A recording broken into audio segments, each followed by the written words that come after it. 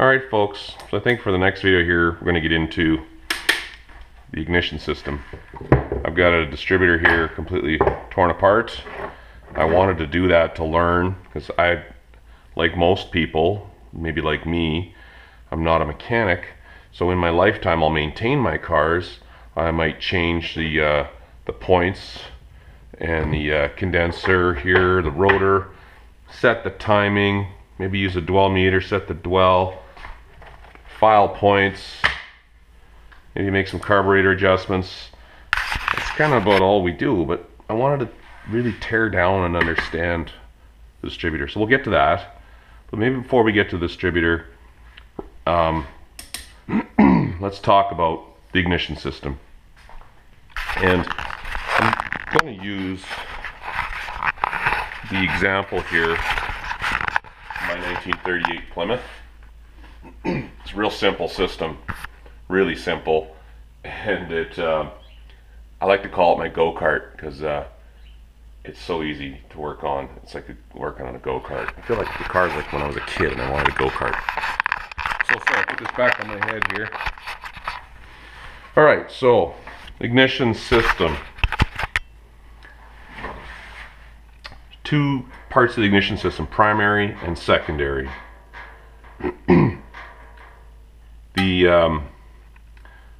There's a cable here that runs off the starter lug. That's my battery cable, going right from my battery there to my starter. Don't know if you can see that. I should get a light.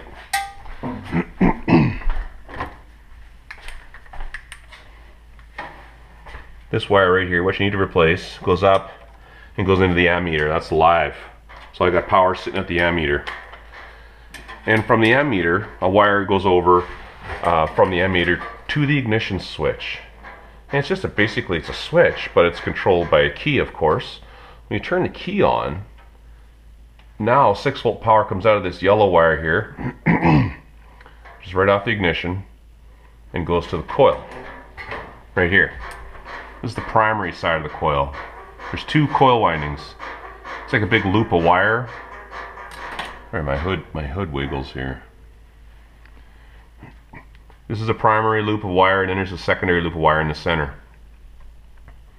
And this wire here goes through and wraps around a whole bunch of times like a coil, and it comes out on this side. And this wire goes down, and it goes right down to your distributor and sits right on the distributor. And that actually goes and it connects to your points. And when the points close, the power from this coil here going in here, it goes down and it goes to the ground. When the points close, it goes to ground immediately. And what that does is that causes this electromagnetic field that's inside the coil here to collapse and shrink and jump to the center winding of the coil. And it makes a huge increase in voltage when it does that, because you got a million windings, or whatever the number is, and they collapse.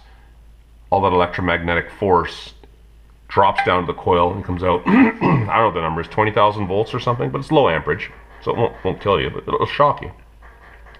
And it comes out.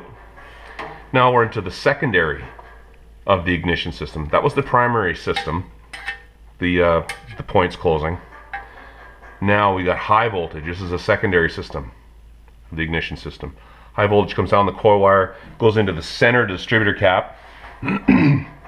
Then with the rotor spinning in the distributor at exactly the right time, when the rotor lines up with the spark plug wire, it jumps across the rotor into the distributor cap, up to the spark plug wire, into the spark plug, and then the spark plug is grounded. The tip of the spark plug is grounded through the cylinder head. So the spark jumps from the center wire down, arcs across the spark plug, makes a flash, a nice bright blue spark, and ignites the flame. So that's your basic ignition system. Before I get too far into the distributor, I just thought we'd set the baseline here for the standards, the basics information. Now, the piston is traveling up and down inside the engine at idle, and you might set your timing. You turn your distributor and you have a timing light, and you basically set your timing based on the front of the distributor, or sorry, front of the crank there. Timing marks. when the spark plug explodes at idle or at half idle, it's the spark plug only has so much time for the flame to burn and ignite inside the cylinder just at the right time, so the spark plug gets full power and it shoves it back down again in the power stroke.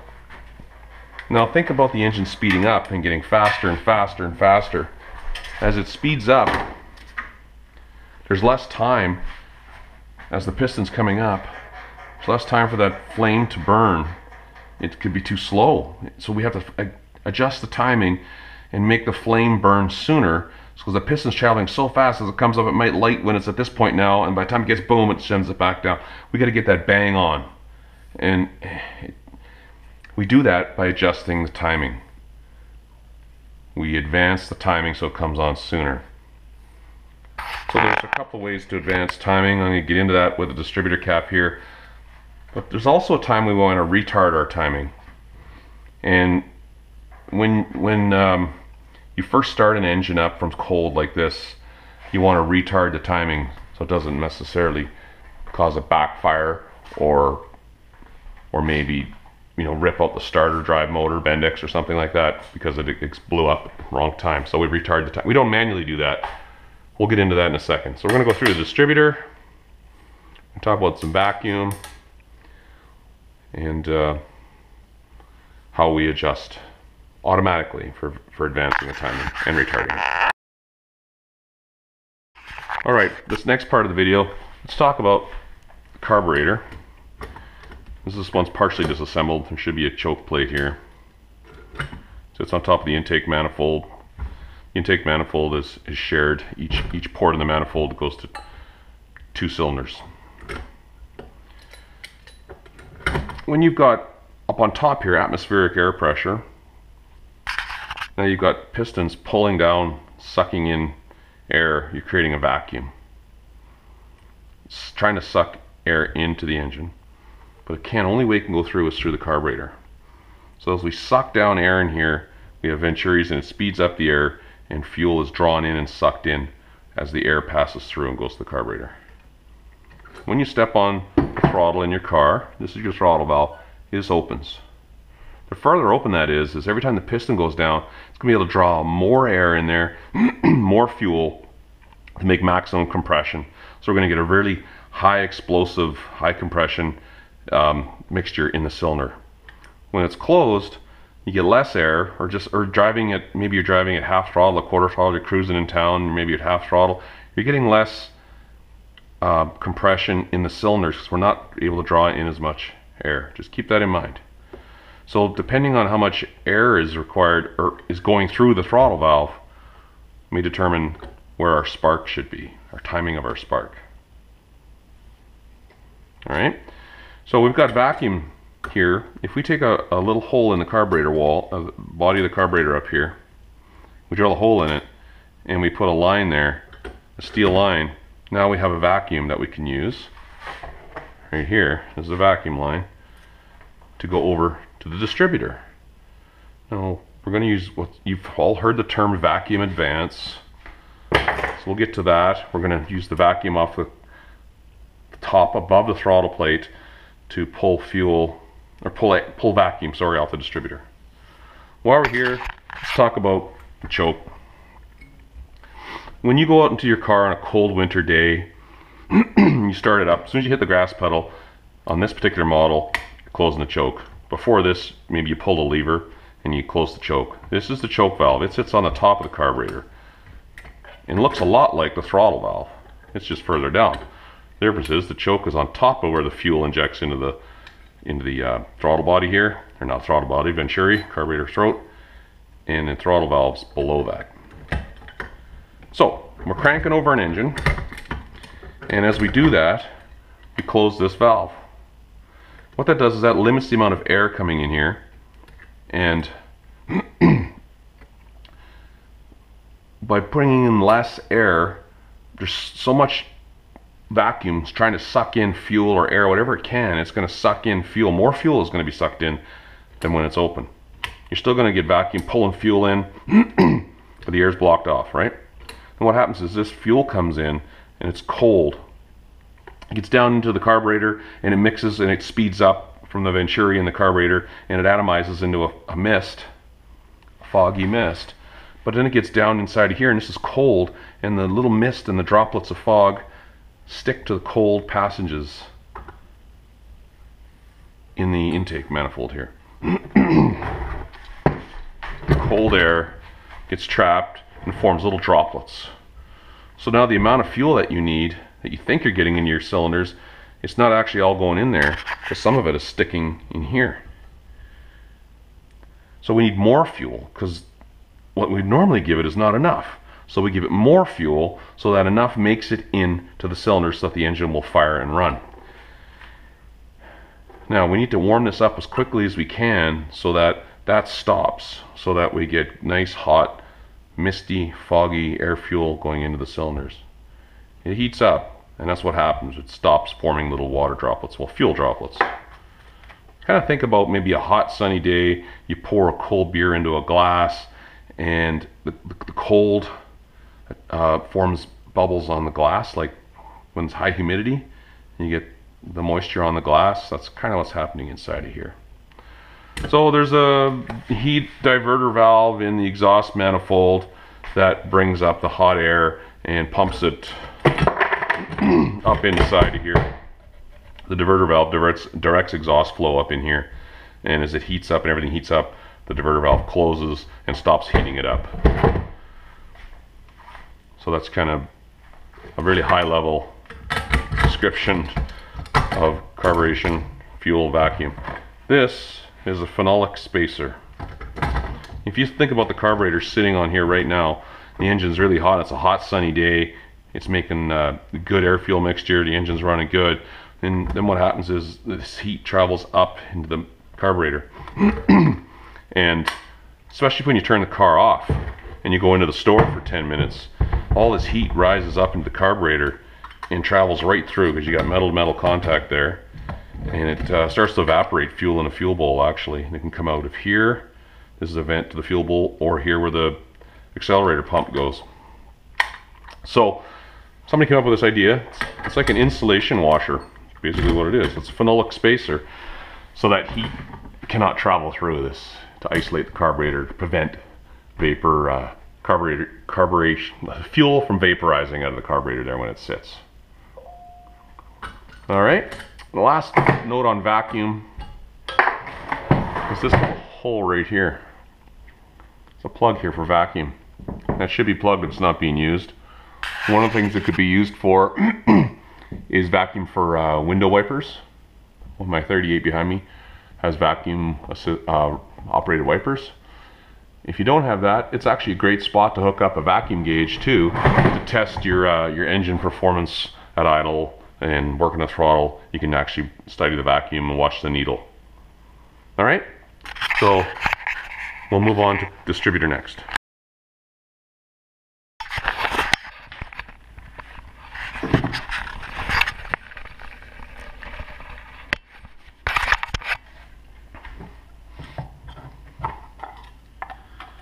All right, so what we have here is the distributor assembly from a 1953 Plymouth. Pretty much the same on all the Mopar products that I've seen. Even in my 265 there in my Chrysler, looks identical. So I wanted to get inside, take it apart, and get past the points in the condenser. So I completely disassembled the distributor and took out the shaft, drive shaft, pushed everything apart as you can see here. So let's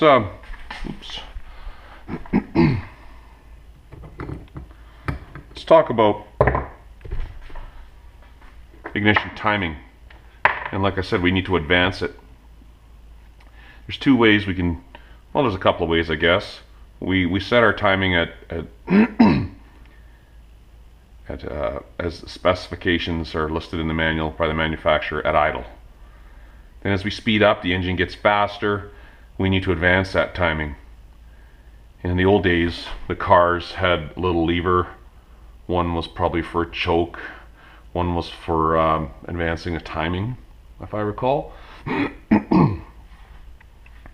And it was a manual process.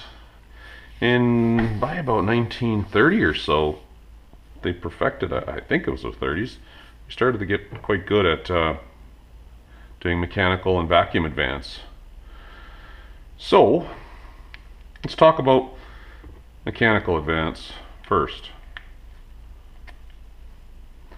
Pretend this is assembled and down inside there. This is spinning. This is spinning around and around and around, opening and closing the points. This is the points cam here. You can see that better. That rides on this arm on the points here and causes the points to open and close. I think it's every 60 degrees that it turns, yeah. One full turn is 360 degrees. So every 60 degrees, this opens and closes. So,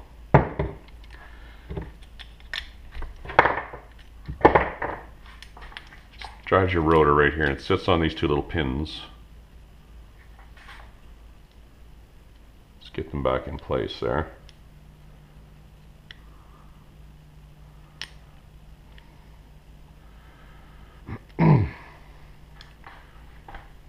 This is spinning. The faster and faster it spins, these are weights that are on springs. There's two different spring tensions here. A lighter spring that opens quickly and a heavier spring that opens later.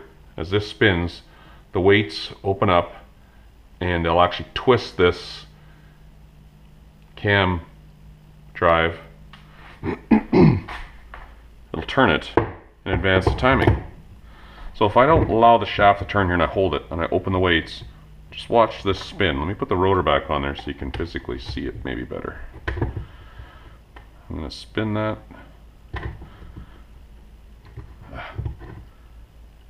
There. Shaft is not turning, only the weights. And it's advancing the timing about 15 degrees. So as we speed up our engine, we advance the timing through mechanical advantage here, or centrifugal weights. That's one way to advance the timing.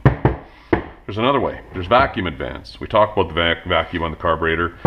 It comes over, the line from the carburetor goes into this. This is an air actuated lever here. There's a spring inside of here, and there's a vacuum diaphragm. This side of it's a rubber sealed unit. On this side of the rubber seal over here is atmospheric pressure. On this side, it's vacuum. So your vacuum requirements in your engine will change depending on the load of the engine. We talked about having full throttle, half throttle, idle. And as the vacuum increases, it will pull this diaphragm this way and pull this shaft and pull it that way. When there's no vacuum, the shaft is all the way out this direction. That would be retarding the timing slightly. When the engine's off, this pushes everything that direction. You're retarding the timing. It's automatically ready when you go to turn the key and start the engine. The timing is retarded. At lower, the engine's now running. We've got lots of vacuum. It's going to suck that in and advance the timing. So when your engine is running, that is pulling in. As vacuum changes, the spring will take over and retard it. That make sense? What we're doing here is this arm bolts through the side of the distributor here, like that, and this breaker plate, which has the points on it, would be sitting down in there.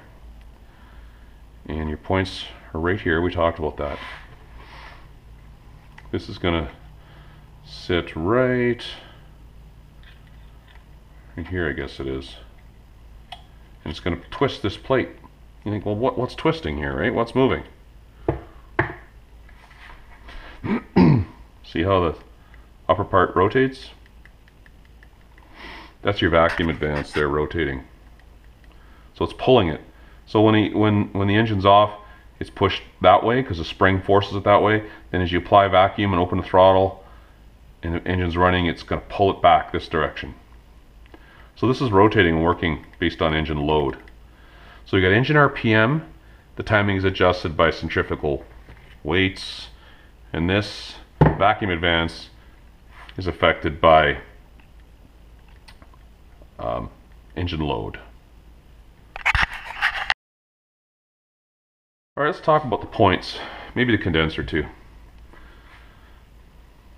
So something like that. The points. We talk about the wire coming off the coil. It threads in right onto here and it's bolted here, and it has to go to ground at specifically the right time. Every time the points are closed, you're closing the connection to ground.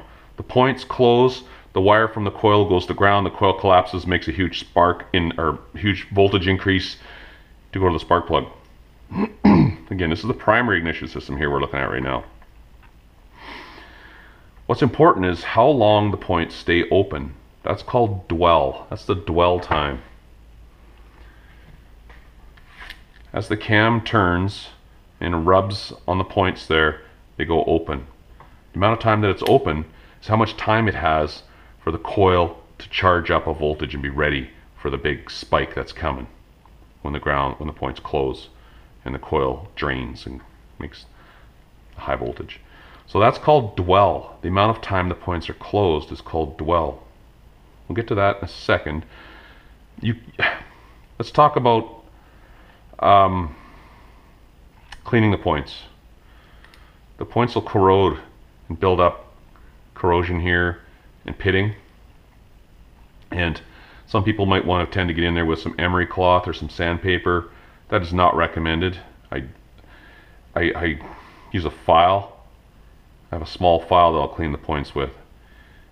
You should not be going in there because you will leave residue behind from the emery cloth or the sandpaper and will cause pitting, and the points won't close nicely and clean, and it'll accelerate wear and cause problems with the ignition system. So don't use emery cloth. This is my microfiles here. I just take a flat one. There's all different sizes there, and I would go in there and file the points like so. Now, when the points are perfectly new and they're flat, you can set them with a feeler gauge. That works. What you're doing is you're adjusting the dwell time with a feeler gauge. I don't know what the spec might be for your car. I think it's 18th hour or something like that you might use. And that's good for a while, but as the points wear, they don't wear square, they get pitted and they get off kilter. Then it's best to use a dwell meter. This is my dwell meter here. It's a Snap-on made in Canada. I recommend it. It does 8 and 6 cylinders. It works awesome. So I'm setting the time. It's telling me how many degrees the cam there is turning on the points are open, and it's measured. 38 degrees is the spec for my 38 Plymouth. Condenser. You can imagine this opening and having 20,000 volts go through it, and it would arc and spark and pit, cause those points to corrode and fail eventually. The job of the condenser is to stop that. The condenser is designed to hold high voltage electricity, so when the points close and go to ground, it's a nice clean sharp disengagement of the power. You don't get the arcing when they open back up again. The condenser holds the power. The condenser also contributes to how abrupt and fast the coil will collapse. The faster it collapses, the higher the voltage that comes out of here. The condenser is a vital piece. Cheap, easy to replace when you need to. Just do it when you do the points once in a while. Alright, I think the last thing I want to talk about, wear and distributor, that I know of, is the bushings. There's a couple of bushings that support this shaft. One's going to sit here, one's going to sit here, I believe. And it's pushed into the housing there and there. There's one at each end. Now, the bushings are a baked somehow. It's an oil light product. I think there's oil impregnated into the material somehow, so they're self-lubricating. But there is an oil gallery here. When you pull the dipstick to check your engine oil level, you can put a couple drops in there, and that works its way in and lubricates this shaft. This shaft feels good. There's no grooves or anything in it, and it feels tight when I put it in there. But if that was not tight and these bushings were well worn, You know, think about this moving around in its bore there. Think about what that would be doing to your timing. It would be slopping around and affecting your timing. And you can see that with a timing light, I believe, when you're checking timing when it's idle. You can see it jumping around all the time. Top dead center there, it flashes, and you can see it moving with the timing. So I think I'm probably going to clean this distributor up. The bushings feel really good. I'll degrease everything. I'll put a light coat of oil on the parts, lube up the breaker plate here, get new points and condenser. I need to get a new rubber isolator there for the distributor. Maybe I'll have to buy a whole new breaker plate. I don't know if I can get that. I think I'm going to try and reuse it. It feels good. I'll test this vacuum diaphragm here, see if it holds. Vacuum, put it together. I think I'm going to put it in my 38 Plymouth. So I think that's a wrap there. Don't know what else to talk about. Did we talk about wires? Did we talk about the ground wire coming down from the coil? This mounts on the breaker plate there. And it's important that stays isolated from grounding, because this wire comes right from the coil. When the points close, that allows that power to go from the coil right to ground. That's what causes the high voltage surge from the coil. And this wire has a lot of exposed pieces in it here. And as typical of an old distributor, it's corroded, it's baked, it's just crunchy. Garbage. Have a look at this area, make sure it's good solid wire, replace the wire. Make sure that the isolators are in place here, so that cannot go to ground on its own. You don't want that happening. It's really important. So this goes to ground on its own. The points are no longer controlling your distributor, and it's just going to fire it. Well, it's not going to fire. You're going to have a dead car. So there's one more piece here. There was a seal down here. When I took it apart, it all fell out in chunks. That seal is old and rotten, stiff as a board, just came out and broke up.